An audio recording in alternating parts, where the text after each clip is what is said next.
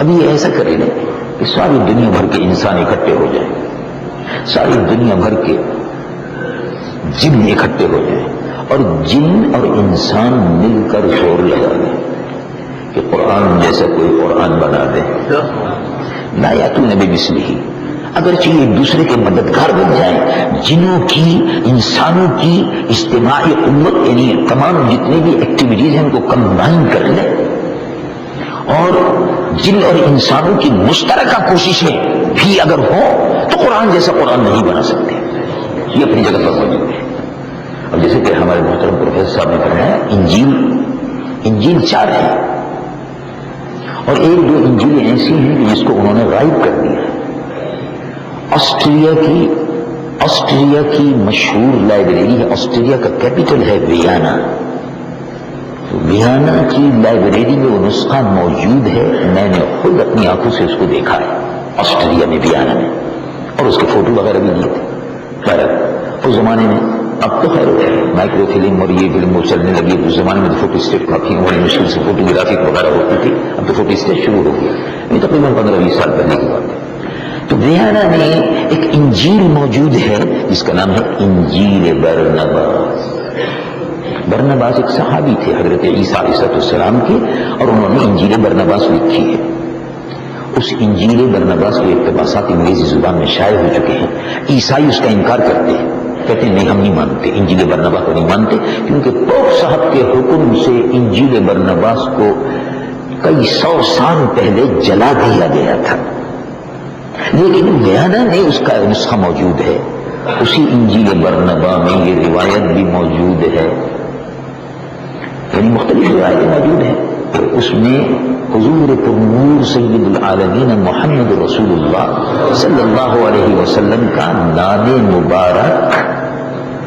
آپ کی تشریف آوری، آپ کی پیدائش مبارک اور دین اسلام اور اس کی حقانیت کے سلسلے میں یہ سب حضور کی تشریف آوری کا بیان انجیل برنبا میں موجود ہے۔ جو انہوں نے باقی انجیلوں سے غائب کر دیا اس کے اندر بھرل موجود ہے، اس کو نہیں مانتے۔ انجیل یوحنا ہے، انجیل یوحنا تو خیر ان کے پاس موجود ہے، انجیل یوحنا ان کے پاس موجود ہے، انجیل مقدس ان کے پاس موجود ہے، یہ تمام اناجیل ان کے پاس موجود ہے۔ تو انجیلیں جیسے کہ حضرت نے فرمایا 4 ہیں، یہ چاروں کی چاروں انجیلیں مختلف ہیں، مختلف لوگوں کی روایتوں کا مجموعہ، جیسے کہ ابھی ارشاد فرمایا۔ بات اصل میں یہ ہے کہ قرآن مجید فرقان حمید جیسا اللہ کا کلام ایک نعمت ہے، ہمارے پاس موجود ہے، عاجز ہیں لوگ باگ۔ قرآن میں جو پہلے فرمایا اللہ تبارک و تعالیٰ نے کہ تم عاجز ہو جاؤ گے، یہ ایسا معجزہ ہے کہ جس نے تم کو عاجز کر دیا۔ یہ معجزہ رسول اللہ کی نبوت و رسالت کی قیامت تک گواہی دیتا رہے گا، اس لیے کہ قرآن سچا ہے، اللہ کا کلام ہے، تو اس کے لانے والے نبی بھی سچے ہیں صلی اللہ علیہ وسلم۔ اللہ رب العالمین جل جلالہ عما والہ کی جہاں یہ پڑھا جاتا ہے رحمتوں کا نزول ہوتا ہے، اور سبحان اللہ یہ راتیں، یہ قیام، یہ تسبیح اور یہ تلاوت قرآن، یہ وہ مناظر ہیں، یہ وہ منظر ہے کہ جس کا تصور جب آدمی کرتا ہے کہ اس منظر پر کتنی اللہ کی رحمتوں کا نزول ہو رہا ہوگا، اس کا تصور اگر کرے آدمی تو پھر دامن جو ہے وہ چھوٹا پڑ جاتا ہے۔ اور اللہ رب العالمین کا یہ ارشاد وجہ ہے کہ وَرَحْمَتِي وَسِعَتْ كُلَّ شَيْءٍ، میری رحمت بے پایہ ہے، دامن ہمارا تن ہے، وہ دینے والا رب کریم ہے۔ ایک حرف پر اس کے خزانہ غیب کا تصور کیجئے کہ قرآن پڑھو،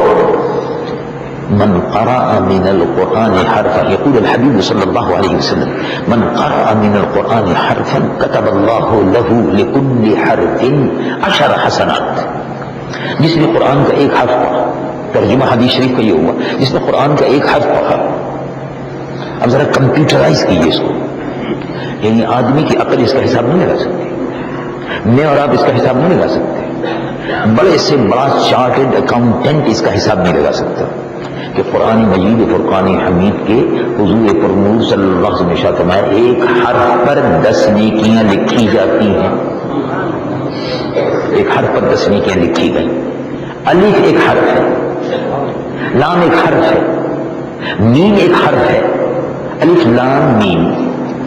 الف لام میم، یہ ایک حرف ہے الف، لام ایک حرف ہے، میم ایک حرف ہے، 30 نیکیاں لکھی گئی. جس نے پورا قرآن پڑھا اس کی کتنی نیکیاں لکھی گئی؟